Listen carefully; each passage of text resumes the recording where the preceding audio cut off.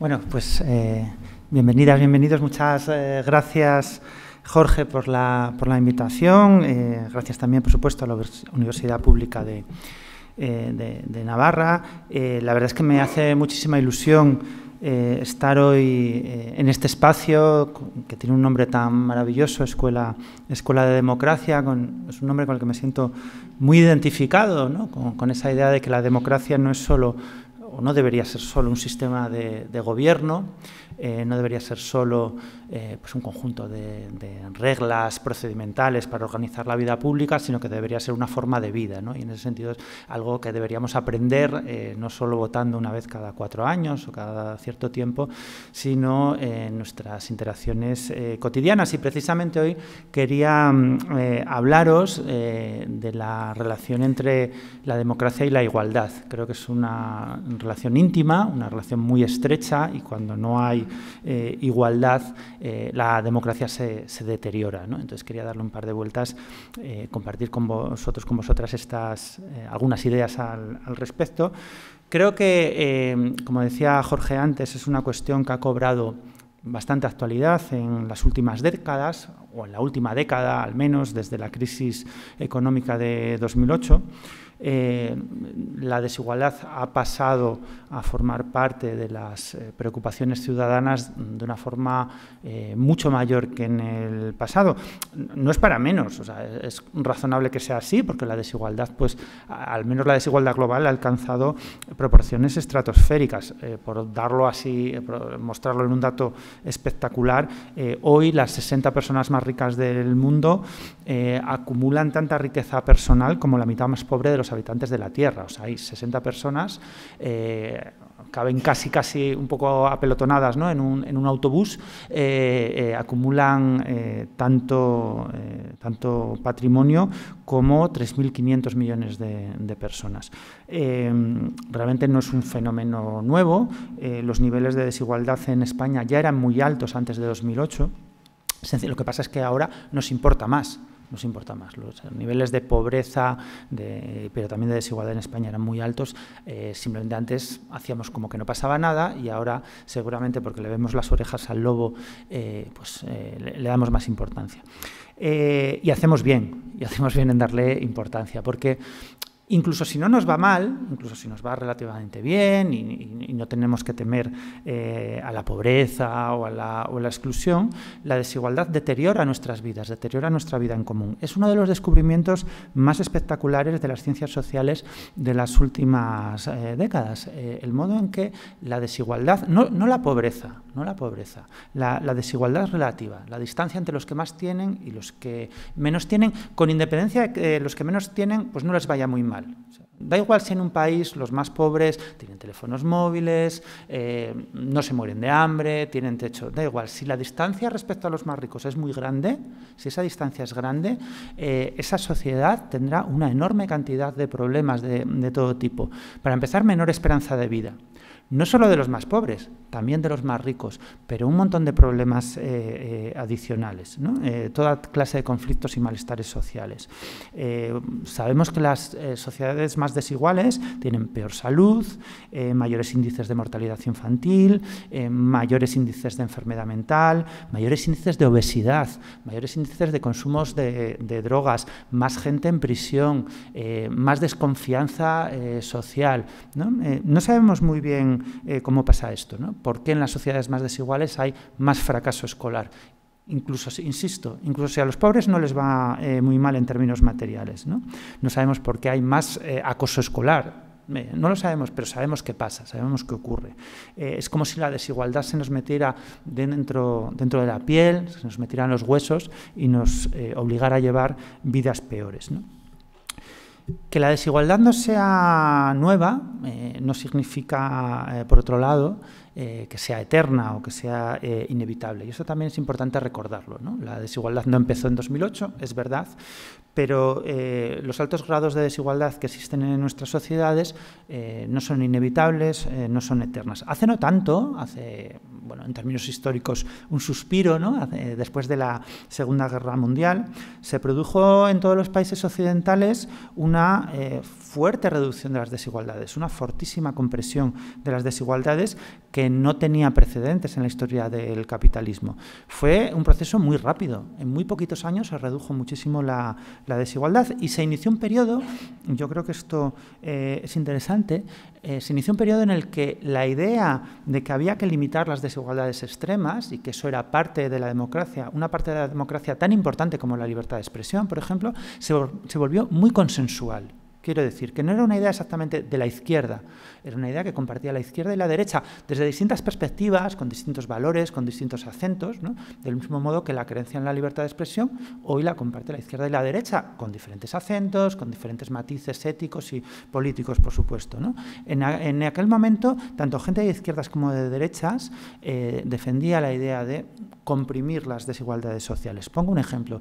El presidente estadounidense Roosevelt llegó a proponer establecer un límite en Estados Unidos, un límite absoluto a los ingresos que cada persona podía tener después de pagar impuestos en un año.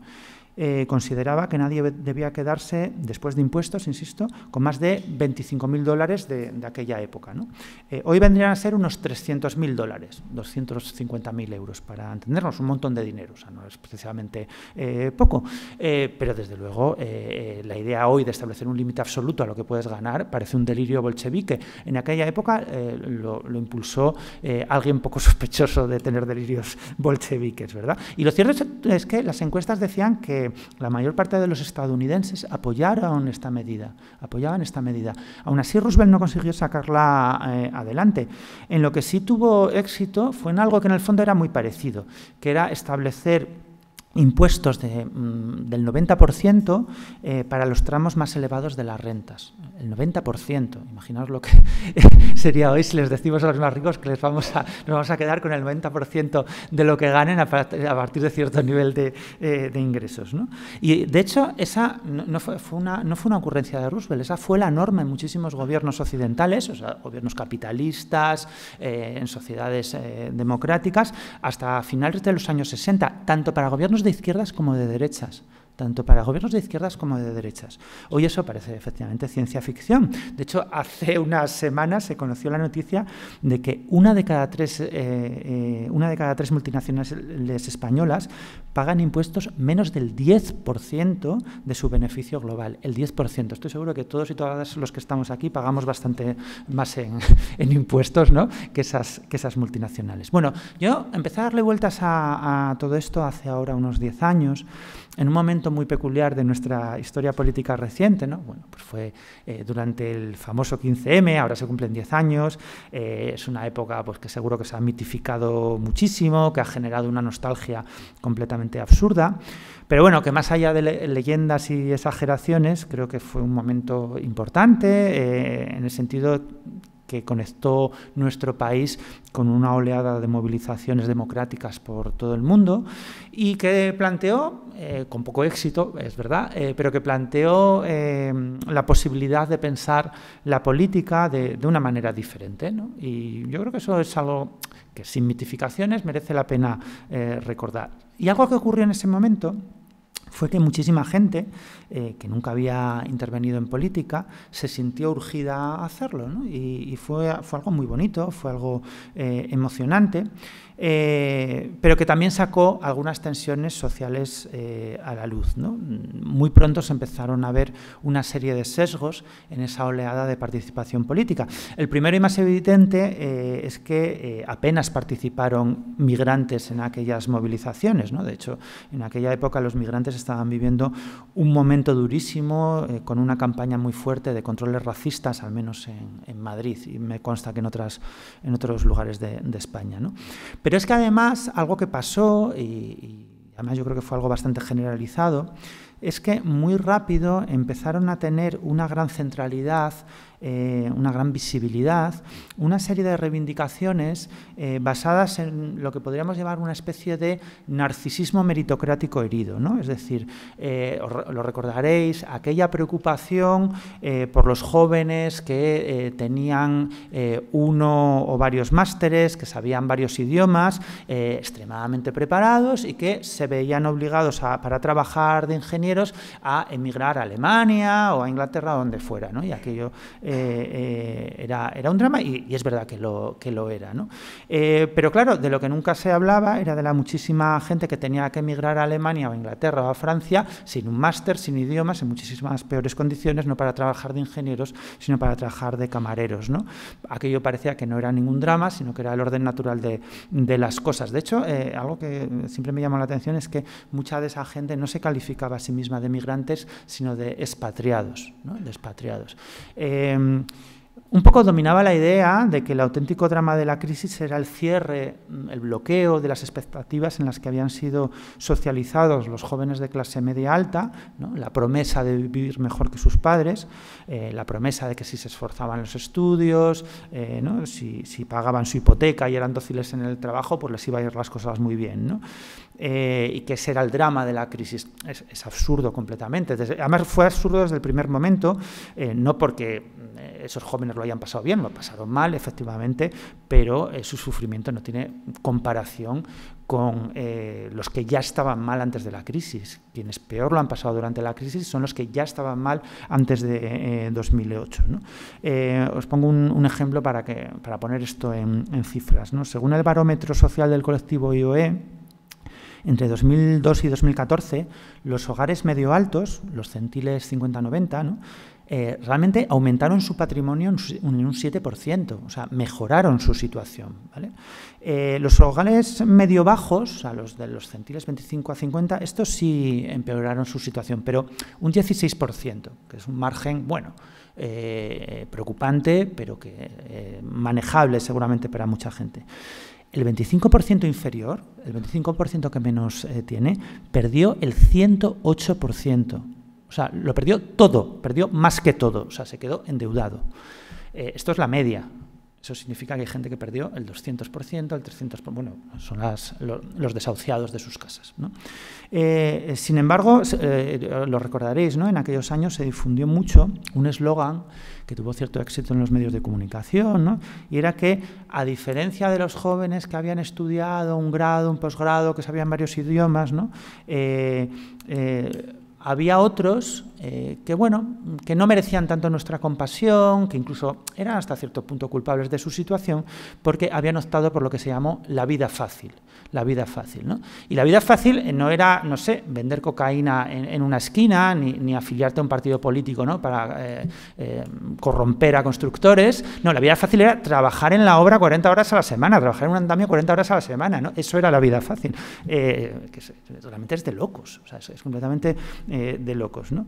Entonces, un poco a mí la pregunta que durante estos 10 años me ha reconcomido es ¿por qué en un medio ambiente muy preocupado por la desigualdad, preocupado por la mercantilización de la sociedad, preocupado por el sufrimiento social, preocupado por el deterioro de los servicios públicos, por qué incluso en aquel ambiente de movilización social tan intenso, donde tantas cosas se estaban cuestionando, por qué incluso ahí nos cuesta tanto la igualdad? Nos cuesta tanto la igualdad, ¿no? ¿Por qué la desigualdad se nos ha metido en los huesos? ¿Cómo ha ocurrido esto? Bueno, una primera respuesta historicista es que esto no es nada misterioso y responde a que se ha producido en las últimas décadas un cambio valorativo enorme. Es decir, que desde los años 70 hasta la crisis económica de 2008-2009 pasó exactamente lo contrario a lo que ocurrió después de la Segunda Guerra Mundial. Es decir, que durante 40 años, la aceptación de la desigualdad se convirtió en algo muy consensual, muy transversal, tanto entre la izquierda como entre la derecha, ¿verdad?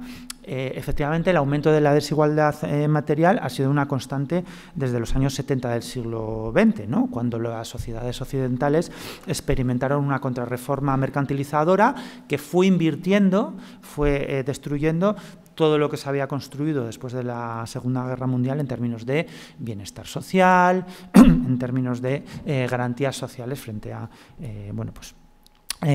los azares del mercado y de la vida, ¿no?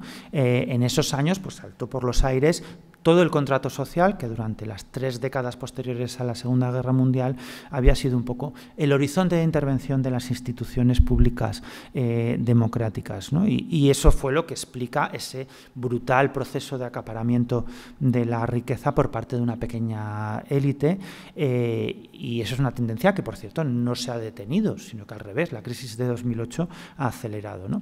Pero además de ese cambio profundo en la institucionalidad, en nuestras condiciones de vida, en las relaciones laborales y económicas, yo creo que algo que ocurrió en todos esos largos 30, 40 años fue que cambió también nuestra manera de pensar, nuestra sensibilidad, nuestra subjetividad, nuestra manera de estar en el mundo, ¿no? No me refiero a una transformación, por tanto, solo de las finanzas, del comercio, ¿no? o de las ideas que discutimos en la universidad, los académicos, sino de los valores cotidianos, de las ideas que en nuestra vida diaria desarrollamos para calcular cómo sobrevivir, cómo cuidar a los que tenemos más cerca, ¿verdad? O sea, la desigualdad cambió el sentido común, nuestro sentido común compartido.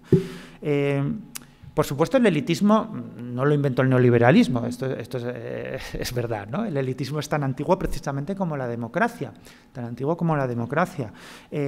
la razón, yo creo, es que la democracia está vinculada de un modo profundo a la igualdad, y los primeros enemigos de la democracia, ya hace miles de años, en la Atenas clásica, se dieron cuenta inmediatamente de que una manera muy eficaz de atacar ese sistema político, la democracia, era ridiculizar la igualdad. ¿Os acordáis, por ejemplo, de cómo en la República de Platón, pues Platón contrasta la bondad, la sabiduría e incluso la belleza de los filósofos con la, cito literalmente, maldad y fealdad de los herreros calvos y bajos, ¿no? Los herreros son calvos y bajos, los filósofos aristócratas resplandecen, ¿no? Entre los dorados olímpicos. Pero eso es algo que está muy incorporado también a los orígenes de la modernidad, incluso a la cultura popular, ¿no? ¿Os acordáis, por ejemplo, por poner un ejemplo más reciente, que no es de Platón, ¿no? De las novelas de Sherlock Holmes, que a mí recuerdo que me gustaban mucho de cuando era niño, ¿no? Y si os acordáis, para destacar un poco la genialidad de Sherlock Holmes y lo listo y lo brillante que es Sherlock Holmes, por lo que hace Conan Doyle es no solo compararlo con Watson, que es así un poco más obtuso, sino sobre todo con Lestrade, ¿no? Que es un comisario, que es un funcionario público, por supuesto, muy obtuso, ¿no? Y traía aquí una cita de una novela de Sherlock Holmes donde dice: Lestrade es lo mejorcito de un grupo de torpes, actúan con rapidez y energía, pero sin salirse de la rutina, son odiosamente rutinarios, ¿no? O sea, el vulgo, el común, somos rutinarios, aburridos, etcétera, ¿no? No como los aristócratas, que son los que tienen talentos, etcétera, ¿no? Ese es el elitismo tradicional, por ejemplo, de Flaubert y de otros muchos, ¿no? Pero ese elitismo es muy difícil de mantener en sociedades que se consideran a sí mismas democráticas, como las nuestras, ¿no? De hecho, ni siquiera el aumento de la desigualdad de los últimos 40 años ha conseguido que el igualitarismo desaparezca completamente de nuestro ideario. Eso es, insisto, muy, muy difícil en sociedades complejas, democráticas, liberales. Más bien lo que ha pasado es que el igualitarismo se ha deformado, ¿no? Se ha convertido en una forma peculiar de elitismo oculta, que es lo que llamamos la igualdad de oportunidades. Voy a intentar explicar esto, que puede resultar un poco paradójico, ¿no? Yo imagino que estaréis de acuerdo conmigo en que desde la perspectiva que hoy es dominante, la igualdad aceptable, la igualdad que consideramos compatible con sociedades competitivas, modernas, tecnológicamente desarrolladas, la igualdad aceptable, digo, es esa que se limita a eliminar un poco las barreras de entrada que distorsiona por los distintos mecanismos de gratificación del esfuerzo individual, ¿no? Es decir, esa igualdad que es una especie de control antidoping, un control antidoping que vigila que nadie hace trampa en la competición social, que todos empezamos desde el mismo punto de partida y que así permite que cada cual obtenga las recompensas que cada uno merece, ¿no? Sin que haya ningún límite a esas recompensas, ¿no? Lo que garantiza es que el juego sea limpio y que esas recompensas se atengan a los esfuerzos y a las capacidades, ¿no? Claro, es un eslogan que suena bien, no lo voy a negar, ¿no? Y Y de hecho es un criterio muy razonable allí donde necesitamos procesos competitivos, como puede ser en el acceso a la función pública, ¿no? Pero si lo tomamos no como una descripción de un proceso de selección limitado a ciertos ámbitos de nuestra vida, sino como un ideal social, como una descripción de en qué consiste la igualdad en nuestras sociedades, es una trampa. Y es una trampa terrible, porque supone, de hecho, renunciar a la igualdad real. Porque lo que nos ofrece es, insisto, la promesa de que cada cual recibirá lo que se merece en función de sus méritos, ¿no? Nos propone, por tanto, un programa meritocrático, ¿no? Claro, la primera objeción que se nos viene a la cabeza es que eso no funciona así, que funciona mal, ¿no? Sabemos que tanto el sistema educativo como el mercado de trabajo realmente reproducen y amplían las desigualdades, ¿no? No funcionan como control antidoping. Pero en segundo lugar, y esto es lo que me importa más, el igualitarismo democrático no se pensó como un proyecto dirigido a dar a cada cual lo que se merece. Se pensó como un proyecto dirigido a dar a cada cual lo que necesita, que es algo completamente diferente, ¿no? Lo que necesita cada uno, lo que necesitamos cada uno, cada una, para nuestro desarrollo personal, para que cada uno, cada una pueda desplegar sus capacidades, sus talentos. Eso es lo que presupone la democracia.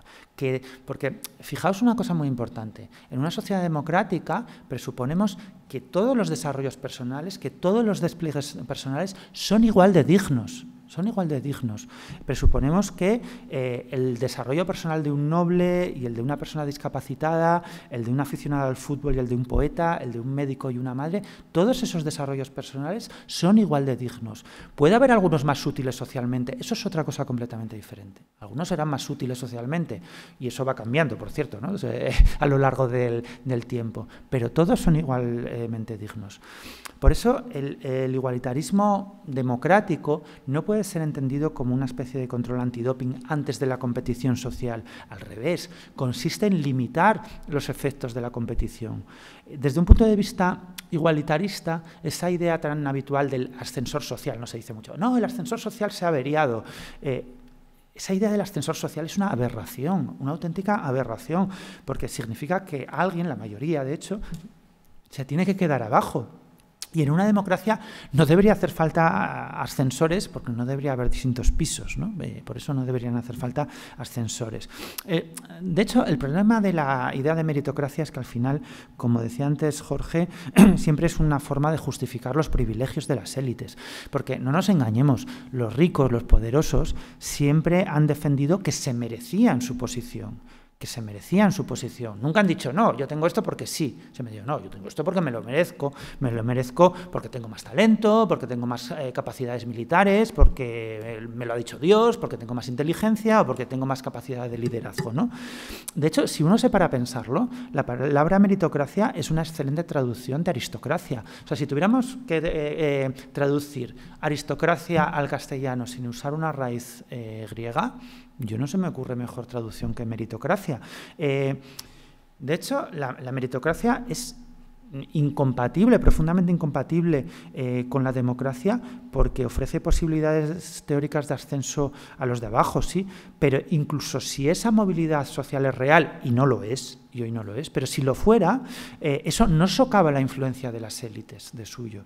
De hecho, se puede pensar que en realidad contribuye a intensificar la influencia de las élites porque apoya la ilusión de que su posición se basa en el mérito. Lo que proponían los proyectos igualitaristas democráticos no era solo dar a cada uno lo que necesita, sino, ¿os acordáis? Había una segunda parte, era exigir a cada uno en función de sus capacidades. Es decir, no solo era un sistema de derechos, era también un sistema de obligaciones.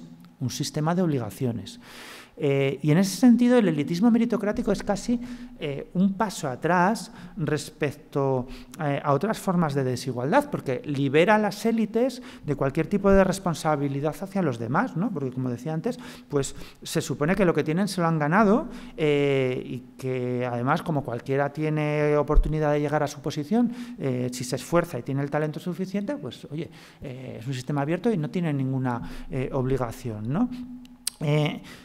En otras formas de desigualdad arcaicas, premodernas o anteriores a las nuestras, la desigualdad solía entrañar un cierto compromiso de las élites con las comunidades en las que estaban enraizadas. Era un compromiso, no nos vamos a engañar, ¿no?, casi siempre nominal y sin ninguna capacidad de los de abajo para hacerlo cumplir. Pero si os acordáis, por ejemplo, antes muchos bancos tenían el nombre del lugar donde se habían fundado, ¿no? El Banco Santander, el Banco Bilbao, Vizcaya, etcétera, etcétera, ¿no? Y eso aludía en buena medida a esa idea, ¿no?, de que eran negocios muy elitistas, evidentemente, que generaban enormes fortunas personales, pero donde todavía esos vínculos de codependencia al menos se reconocían. Hoy los ricos y poderosos creen que no le deben nada a nadie porque consideran que se han ganado meritocráticamente lo que tienen. Y eso, por supuesto, es pura mitología, pero es muy eficaz ideológicamente, ¿no?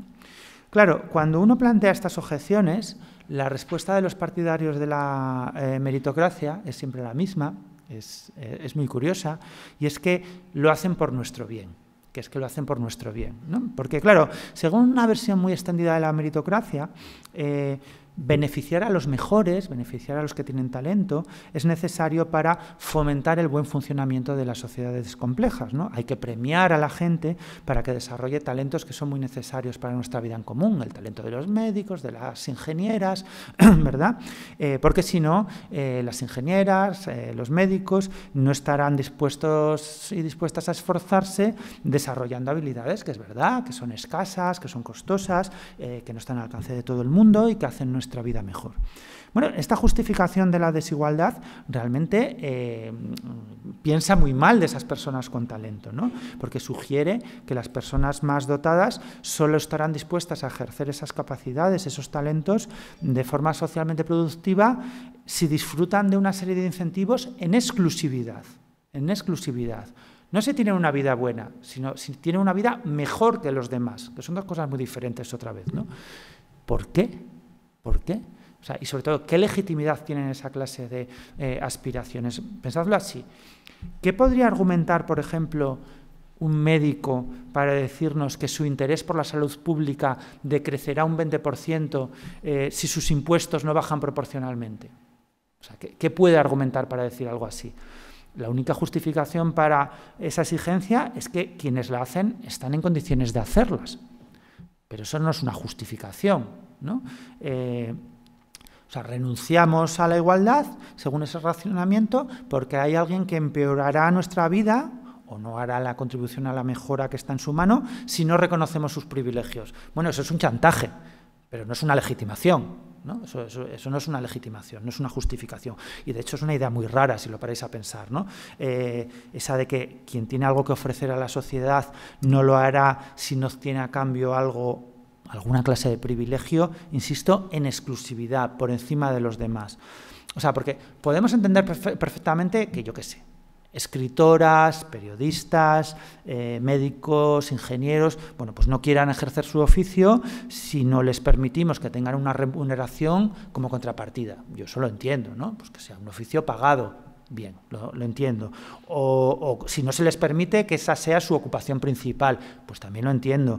Pero que no están dispuestos a ejercer su oficio si no tienen más que los demás, con independencia de su propia situación material, es bastante loco, ¿eh? Esto siempre lo explico con una película malísima. A mí es que me gustan mucho las películas de catástrofes y esta es una particularmente catastrófica porque hay un meteorito, la película se titula Armagedón, y hay un meteorito que se va a estrellar contra la Tierra, ¿no? Y entonces la vida humana se va a extinguir, vamos a desaparecer todos, y por una serie de circunstancias increíblemente improbables, pues los únicos que pueden salvar a la humanidad son un conjunto de perforadores petrolíferos liderados por Bruce Willis, ¿no? Una panda de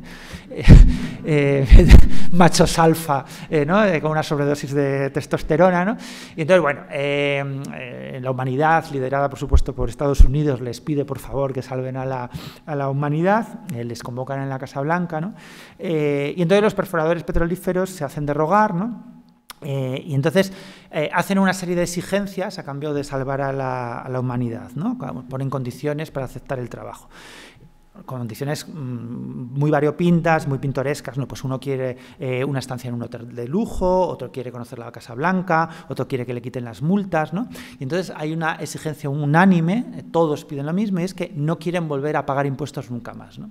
Y eso se lo cuentan a un general que les mira completamente estupefacto.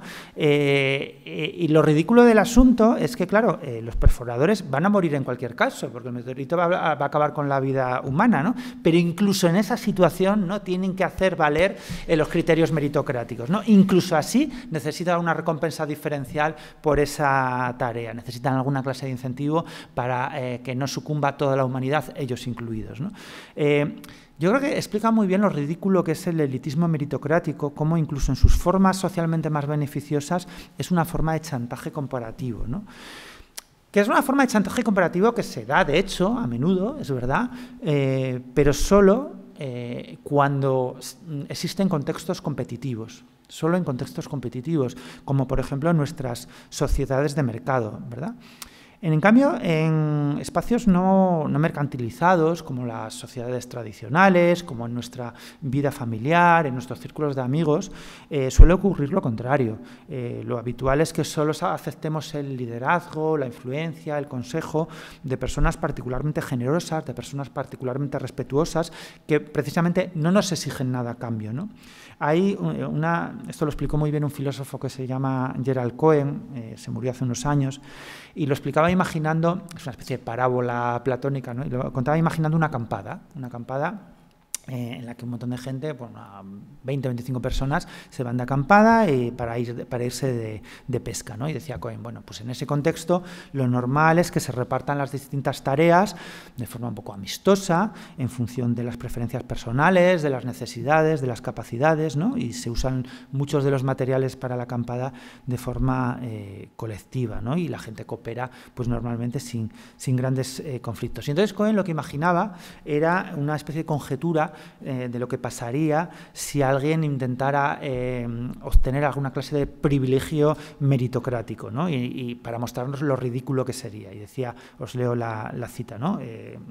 A Harry le encanta pescar y se le da muy bien, por lo que pesca más y aporta más peces que otros campistas a la cena y a las comidas, ¿no? Y entonces de repente un día Harry se levanta más arrogante que otros días y dice, cito, estamos organizando las cosas de una manera completamente injusta. Cuando cenamos, a mí debería tocarme más y mejor pescado. Sus compañeros, ¿no?, le miran estupefactos. Le responden, por el amor de Dios, Harry, no seas idiota, no sudas más, no te esfuerzas más que el resto de nosotros. Es verdad que eres muy bueno pescando, eso nadie lo niega, y de hecho esa es una fuente de satisfacción para ti, pero ¿por qué deberíamos recompensarte por tu buena fortuna, ¿no? Es una respuesta completamente razonable. Yo creo que es una parábola que describe muy bien lo integrado que está en el fondo el igualitarismo en una parte significativa de nuestra vida social, de nuestra vida cotidiana, que discurre al margen de procesos competitivos y de procesos mercantiles, ¿no? Nuestras familias, nuestros círculos de afinidad se parecen mucho más a esa acampada que, yo que sé, que a los mercados financieros, ¿no? Y de hecho algo que sabemos empíricamente es que la base material de la desigualdad meritocrática es la centralidad del mercado en nuestra sociedad. ¿Por qué lo sabemos? Pues porque en estudios comparativos que se han realizado sobre la mayor presencia o menor presencia en sociedades occidentales de valores meritocráticos muestran una pauta completamente recurrente. Cuanto más amplios han sido los procesos de mercantilización, mayor es la creencia en los valores meritocráticos y también mayor es la desigualdad, ¿no? A medida que se fueron mercantilizando las sociedades occidentales desde los años 70, crece muchísimo la creencia en los valores meritocráticos, al mismo tiempo que se dispara la desigualdad, ¿no? La conclusión un poco es que lo mismo que comentábamos antes, ¿no? Que la meritocracia no es un sistema de selección de recursos humanos, no es un sistema de selección de personal, sino un sistema de legitimación de los privilegios que crea la mercantilización, ¿no? Los partidarios del mercado más lúcidos, de hecho, nunca han ocultado que el objetivo de los mecanismos competitivos de mercado no es la eficacia. es la subordinación, ¿no? Hayek, por ejemplo, siempre lo expresó de una forma meridiana. Os traía aquí una cita que es muy reveladora, no es una cita particularmente escogida, o tal. Hayek lo contó en muchas ocasiones, cito: la competencia es siempre un proceso a través del que un pequeño número de personas fuerza a la mayoría a hacer lo que estos no quieren, ya sea trabajar más duro, cambiar hábitos de comportamiento o dedicar un determinado grado de atención, de continuada aplicación de regularidad a su trabajo, lo que no tendrían que hacer si no hubiera competencia. Yo esto lo suelo también explicar con algo que me pasó a mí cuando era joven. Yo cuando estudiaba COU, que es el equivalente al segundo de bachillerato actual, ¿no? Pues tuve una profesora, era una profesora de griego clásico, muy buena, con la que nadie suspendía. Nadie suspendía. No porque diera aprobado general, de hecho no, eran clases muy exigentes y sacamos todos luego muy buena nota en selectividad.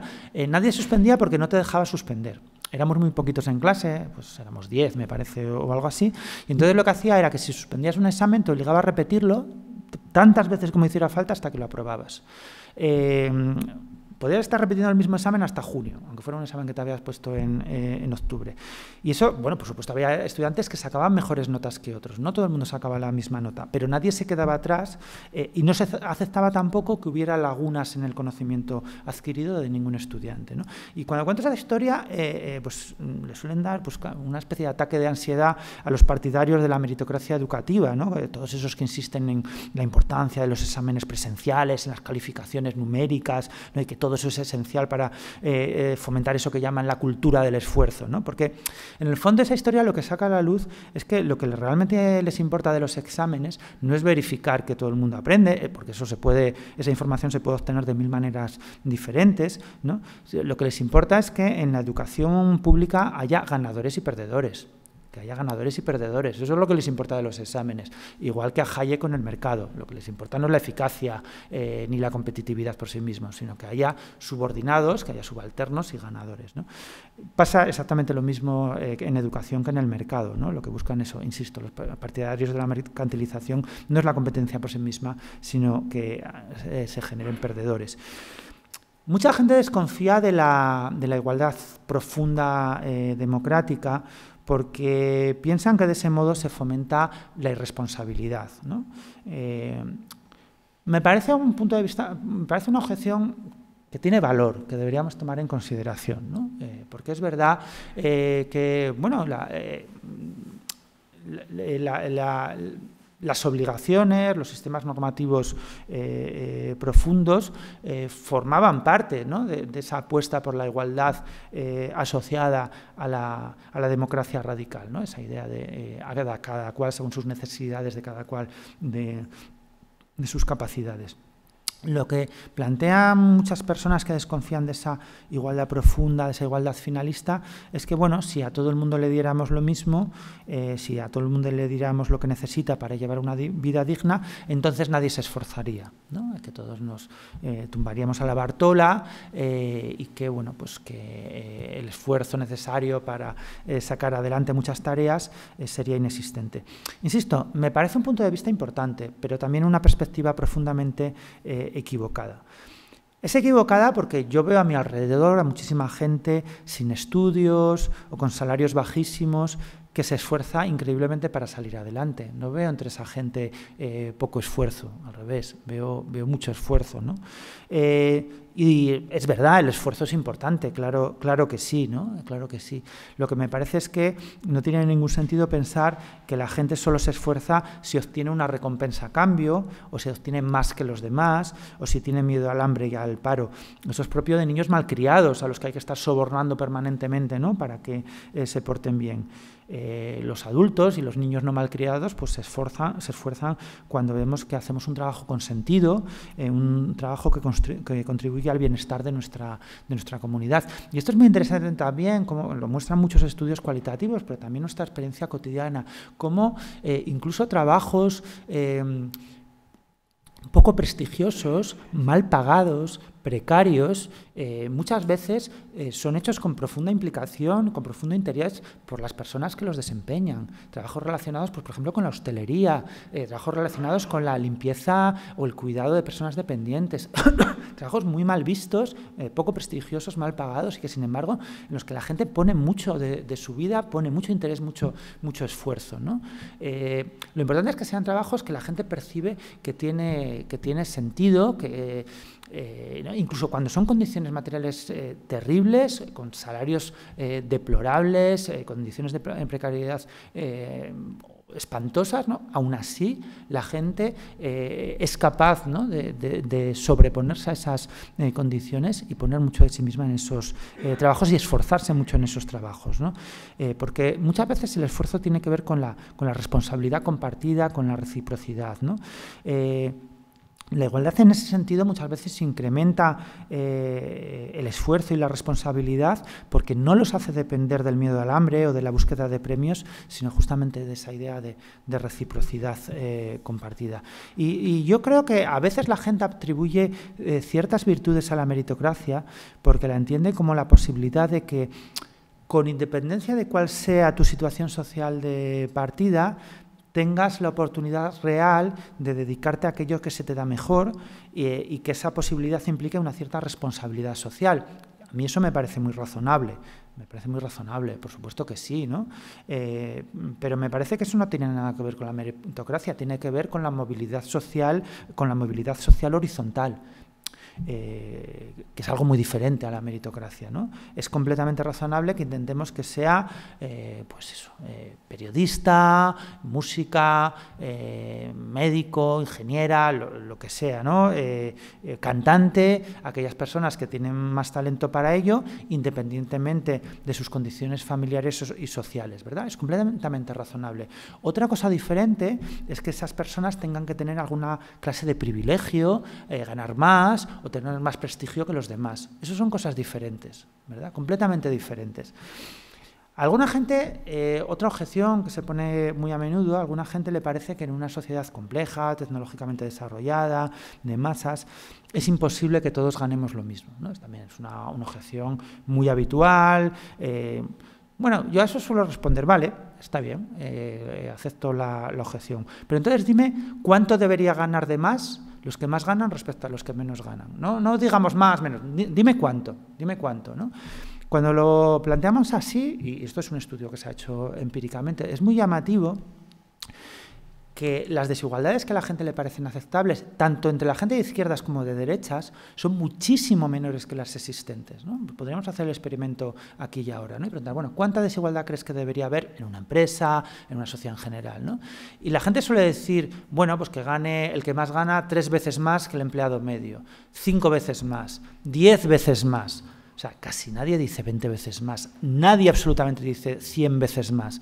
Pero es que en el IBEX 35, por ejemplo, en Naturgy, la empresa responsable de dejar sin calefacción a los niños de la Cañada Real en Madrid, los ejecutivos cobran 424 veces más que su empleado medio. Que el empleado medio, no que el empleado que menos gana, que el empleado medio. Lo que esto nos enseña, yo creo, es que en el fondo la igualdad es un valor mucho más consensual de lo que a veces nos pensamos, ¿verdad? Es un valor más transversal de lo que a veces imaginamos, igual que la libertad de expresión, ¿no?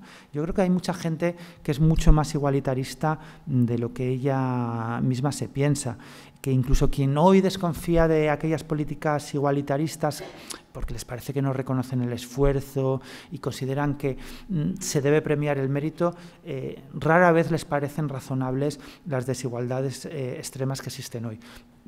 Por eso pasa algo muy curioso, que es que cuando hacemos encuestas acerca de la autoposición social,